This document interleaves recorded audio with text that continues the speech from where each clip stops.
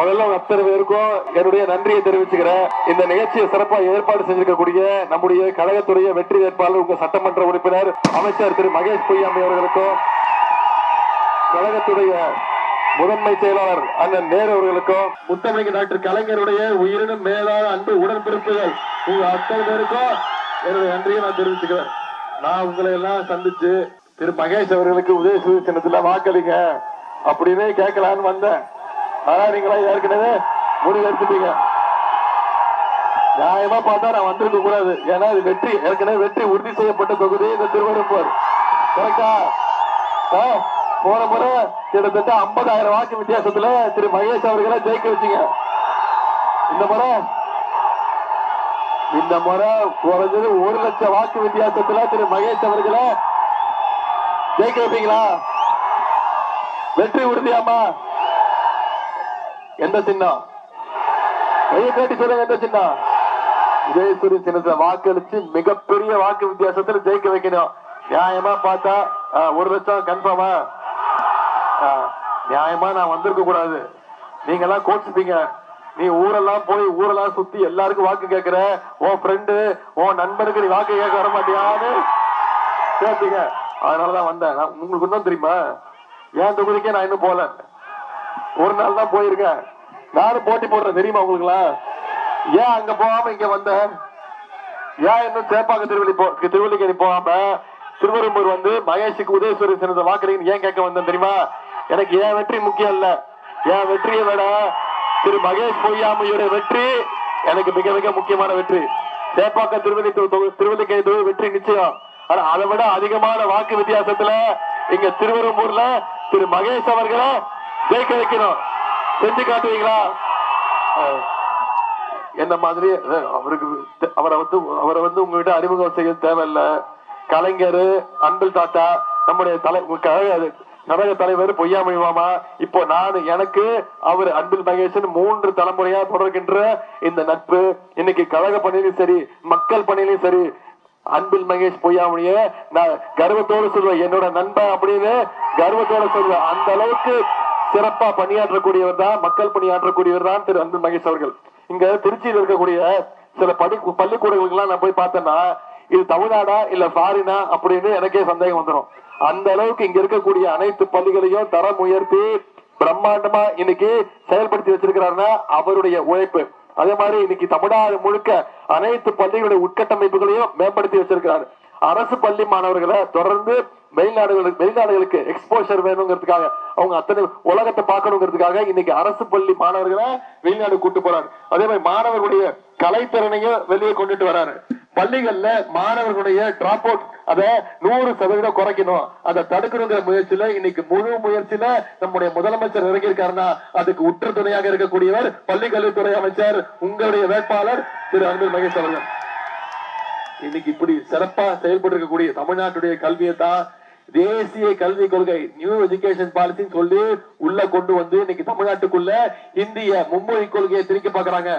இன்னைக்கு ஒன்றிய கல்வி அமைச்சர் தர்மேந்திர பிரதான் என்ன சொல்றாரு? தமிழ்நாடு நியூ எஜுகேஷன் பாலிசி மும்மொழி கொள்கை ஏத்துக்கிட்டாதான் தமிழ்நாட்டுக்கு தர வேண்டிய நிதி உரிமையை தருவோம் அப்படின்னு சொல்றாரு.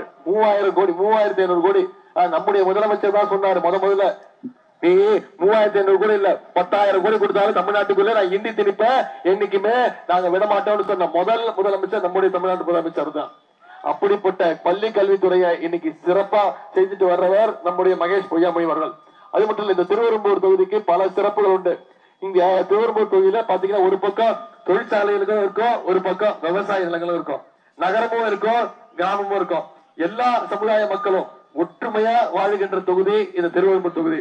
இந்த சிறப்பான தொகுதி மீண்டும் இன்னும் அதிகமான சிறப்பு பெறணும்னா அதுக்கு உங்களுடைய வெற்றி வேட்பாளர் அன்பில் மகேஷ் அவர்களை அதிகமான வாக்கு வித்தியாசத்தில் ஜெயிக்க வச்சு சட்டமன்றத்துக்கு அனுப்புங்க. ஞாபகம், நீங்க வெறும் சட்டமன்ற உறுப்பினர் தேர்ந்தெடுக்கல, எம்எல்ஏ தேர்ந்தெடுக்கல, ஒரு முக்கியமான அமைச்சரை தேர்ந்தெடுக்க போறீங்க. அதை மனசுல வச்சுட்டு தேர்தல் பணியாற்றுங்க. நான் இன்னைக்கு மீண்டும் அவருக்கு 3வது முறை நான் கூட்டிக்கிட்டு வந்திருக்கிறேன். அவருக்கு மீண்டும் வாக்களிக்க இன்னொரு வாய்ப்பு கொடுங்கன்னா சும்மா வரல, உரிமையோட கேட்க வந்திருக்கிறேன். இவ்வளவு திட்டங்களை செஞ்சு கொடுத்திருக்கிறோம். இந்த தொகுதிக்கு இவ்வளவு திட்டங்களை பண்ணிருக்கிறாரு, இவ்வளவு சாதனைகளை செஞ்சிருக்கிறாரு. அந்த உரிமையோட மீண்டும் அவருக்கு வாய்ப்பு கொடுங்க நான் கேட்க வந்திருக்கிறேன். நம்முடைய முதலமைச்சர் அவர்கள் அரசு திட்டங்கள் தொடங்கி வைக்க 3 முறை இந்த தொகுதிக்கு வந்திருக்கிறாங்க. அதுல முக்கியமா துவாக்குடி நகராட்சியில 58 கோடி ரூபாய் மதிப்பீட்டுல ஒரு மாதிரி பள்ளி, இன்னைக்கு தமிழ்நாட்டிலேயே மிகச்சிறந்த மாதிரி பள்ளி எங்க இருக்கு? திருவெரும்பூர் தொகுதியில துவாக்குடியில. அதே மாதிரி பொன்மலையில அன்பு சோலை திட்டத்தை நம்முடைய முதலமைச்சர் அவர்கள் துவங்கி வச்சாங்க. காட்டூர்ல ஆதி திராவிடர் நலப்பள்ளியில வானவில் மன்றம் அப்படிங்கிற மன்றத்தை நம்முடைய முதலமைச்சர் துவங்கி வச்சாங்க. இளந்தப்பட்டியில இன்னைக்கு 50 கோடி ரூபாய் ஒதுக்கீடு செய்யப்பட்டு என்னுடைய விளையாட்டு மேம்பாட்டு துறை சார்பாக இன்னைக்கு ஒலிம்பிக் அகாடமி வேலைகள் நடந்துட்டு இருக்கு.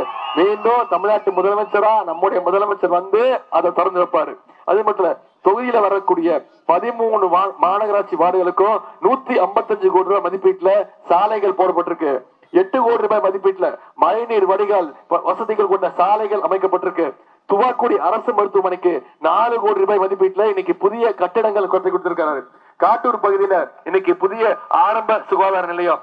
திருவெரும்பூர் ஒன்றியத்துல உள்ள பள்ளிகளுக்கு ஸ்மார்ட் கிளாஸஸ் மூலமாக 4 கோடி ரூபாய் ஒதுக்கீடு செய்யப்பட்டிருக்கு. துவாக்குடி நகராட்சியில் இருக்கக்கூடிய பள்ளிகளுக்கு 4 கோடி ரூபாய் ஒதுக்கீடு செய்யப்பட்டு புதிய வகுப்பறைகள் கட்டி கொடுத்திருக்கிறாரு. திருவெரும்பூர் ஒன்றியத்துல 44 கோடி ரூபாய் மதிப்பீட்டுல இன்னைக்கு கிராம சாலைகள் போடப்பட்டிருக்கு. அதே மாதிரி காவிரி கூட்டு குடிநீர் திட்டம் 23 கோடி மதிப்பீட்டுல துவாக்குடி நகராட்சியில குடிநீர் திட்டம். அரியமங்கலம் குப்பை கடங்களை குப்பைகள் அகற்றும் பணி இப்ப நடைபெற்று வருகிறது. ஒரு சிப்காட் மாநகராட்சி வார்டுகள்ல துணை சுகாதார நிலையங்கள். சூரியூர்ல நான் தான் திறந்து வச்சேன். தமிழ்நாட்டுடைய 2வது ஜல்லிக்கட்டு மைதானம் 3 கோடி ரூபாய் ஒதுக்கீடு செய்யப்பட்டு அதுக்கு அடிக்கல் நாட்டதுனால அது திறந்து வச்சது நான் தான். இப்படி இந்த தொகுதியில 450 கோடி ரூபாய் அளவிற்கான வளர்ச்சி திட்டங்களை உங்களுடைய சட்டமன்ற உறுப்பினர் திரு அன்பில் மகேஷ் அவர்கள் கொடுத்திருக்கிறார். அது மட்டும் இல்ல, இதெல்லாம் அரசு செலவு. இதை மட்டும் இல்லாம தொகுதியில் உள்ள அனைத்து அரசு தொடக்க பள்ளிகள்லயும் அமைச்சர் அவர்கள் அவருடைய சொந்த செலவுல RO வாட்டர் வசதி செய்து கொடுத்திருக்கிறார். பூலாங்குடி நரிக்குறவர் குடியிருப்பு மாணவர்கள் படிக்க, பூலாங்குடி நரிக்குறவர் குடியிருப்பு மாணவர்கள் படிக்கிறதுக்கு சொந்த செலவுல போக்குவரத்து வசதி ஏற்படுத்தி கொடுத்திருக்கார். வேன் வசதி ஏற்படுத்தி கொடுத்திருக்கிறார். இந்த திட்டங்கள்லாம் தொடரணும். இன்னும் பல்வேறு திட்டங்கள் இந்த தொகுதிக்கு வரணும்னா வர்ற 23ஆம் தேதி உதயசூரியன் சின்னம் நம்முடைய அன்பில் மகேஷ் அவர்களுக்கு வாக்களிச்சு வெற்றி நிச்சயமா. இது மட்டும் இல்ல, இன்னும் சில வாக்குறுதிகளை நாம கொடுத்திருக்கிறோம். போட்டோ என்னப்பா பெரிய முறை. சரி காட்டுறேன் இருங்க. சரி காட்டுறேன் இருங்க. இப்போ அந்த போட்டோ இப்போ வேர்ல்டு ஃபேமஸ் ஆயிடுச்சு. உலக புகழ் பெற்ற ஒரு புகைப்படம் ஆயிடுச்சு. அதுக்கு நான் காரணமா? நான் காரணம் கிடையாது, அவர் தான் காரணம். அவர் என்ன சொன்னாரு?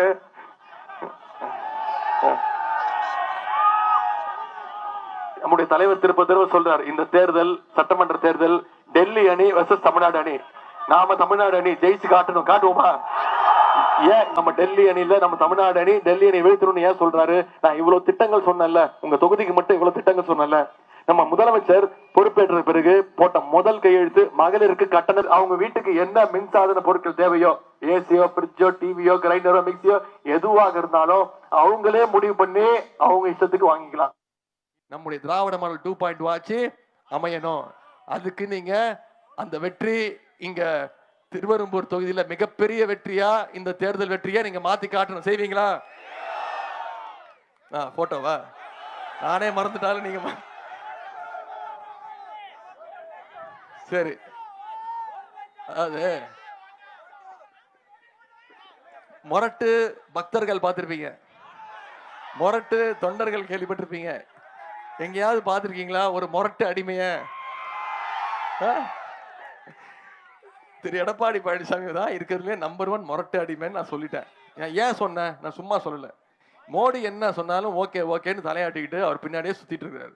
மோடி இங்க வான்னா வந்துடுற, டெல்லிக்கு ஓடியே போயிடுறாரு. மோடியை பார்க்க 4 கார் திருட்டுத்தனமா மாறி போறாரு. பார்த்துட்டு வெளில வரும்போது மூஞ்ச மூடிட்டு ஓடி போயிடுறாரு. இது மாதிரி தமிழ்நாட்டுடைய உரிமைகள் எல்லாத்தையும் டெல்லி என்ன சொல்லுதோ அது கேட்டுக்கிட்டு நடந்துட்டு இருக்கிறார். அதனாலதான் நான் சொன்னேன், திரு எடப்பாடி பழனிசாமி அவர்களே, தமிழ்நாட்டு உரிமைகளுக்கு குரல் கொடுங்க, தமிழ்நாட்டு பக்கம் நில்லுங்க, தமிழ்நாட்டு மாணவர்கள் பக்கம், நம்ம தமிழ்நாட்டு இளைஞர்கள் பக்கம் நில்லுங்க. திரு எடப்பாடி பழனிசாமி அவர் ஆட்சியில் இருக்கும் போது தான் நீட் தேர்வு தமிழ்நாட்டுக்குள்ள வந்தது. கரெக்டா இல்லையா? 2017ஆம் ஆண்டு ஜெயலலிதா அம்மா உயிரோடு இருக்க வரைக்கும் தமிழ்நாட்டுக்குள்ள நீட் தேர்வு வரல. மோடி அரசு இந்த அடிமை கூட்டத்தை பயன்படுத்தி தமிழ்நாட்டுக்குள்ள நீட் தேர்வை விட்டாங்க. அதே மாதிரி உதய் மின் திட்டம்னு ஒண்ணு கொண்டு வந்தாங்க. அதையும் ஜெயலலிதா அம்மா இருக்கிற வரைக்கும் தமிழ்நாட்டுக்குள்ள அனுமதிக்கல. இந்த அடிமை கூட்டம் தான் அனுமதிச்சது. இதனால தான் சொன்னேன், அடிமையா இருக்காதீங்க, நம்பர் 1 முரட்டு அடிமையா இருக்காதீங்க, எந்திரிச்சு வாங்க அப்படின்னு சொன்னேன். உடனே என்ன சொன்னாரு, கண்ணா பின்னான்னு திட்டினாரு. செத்து போயிருக்கணும்ட்டாருங்க. என் உயிரை வாங்குறான்ட்டாரு. என் உயிரை வாங்குறான், செத்து தொலையாண்டா அப்படிங்கிற மாதிரி சொல்லிட்டாரு. இன்னும் கெட்ட வார்த்தையில மட்டும் தான் திட்டல. ஆனா அதை பத்திலாம் எனக்கு கவலை கிடையாது. நான் என்ன சொன்னேன், ஆமா உங்க அனுபவம் இல்லைன்ட்டாரு. உதயநிதிக்கு எந்த அனுபவமே கிடையாது அப்படின்ட்டாரு. ஆமா எனக்கு அனுபவம் கிடையாது தான். இந்த அனுபவம் எனக்கு கிடையாது தான். இந்த அனுபவம் அம்மா கீழே ஒருத்தர் படுத்திருக்காருமா.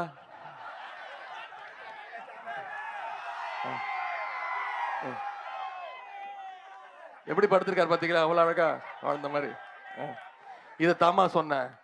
இப்போ என்ன பண்ணிட்டாரு தெரியுமா, ஆமா விழுந்தேன், என்ன தப்பு, எனக்கு பொறுப்பு கொடுத்தாங்க, பதவி கொடுத்தாங்க, விழுந்தேன் அப்படின்ட்டாரு. நான் சொன்னேன், நீங்க விழுந்த தப்பு இல்ல, விழுந்த அவங்க காலை பிடிச்சி பதவி வாங்கி அவங்க காலையை வாரி விட்டீங்கல்ல. கேட்டாரு, நீயா என்ன முதலமைச்சர் ஆக்குறேன்னு பார்த்து கேட்டாரு. இப்போ என்ன விட்டுருங்க, நம்ம வேடிக்கை பார்ப்போம். சசிகலா அம்மா உள்ள வந்துட்டாங்க. இன்னைக்கு காலில இருந்து அவங்க சொல்ல ஆரம்பிச்சிட்டாங்க, ஆமா உதயநிதி சொல்றது கரெக்ட் தானே, என் காலில் விழுந்து தானே. இனிமே என்ன பண்ணுவார் தெரியுமா எடப்பாடி பழனிசாமி, என்ன விட்டுருவாரு. இப்போ சசிகலா அம்மாவை திட்டுவாரு. ஆனா சசிகலா அம்மாவை திட்ட முடியாது. ஏன் தெரியுமா, நேத்து தான் சொல்லியிருக்கிறாரு, என்னை விட வயசுல மூத்தவங்க அது இதுன்னு கதை விட்டாரு. இப்போ அங்கேயும் மாட்டிக்கிட்டாரு, லாக் ஆயிட்டாரு.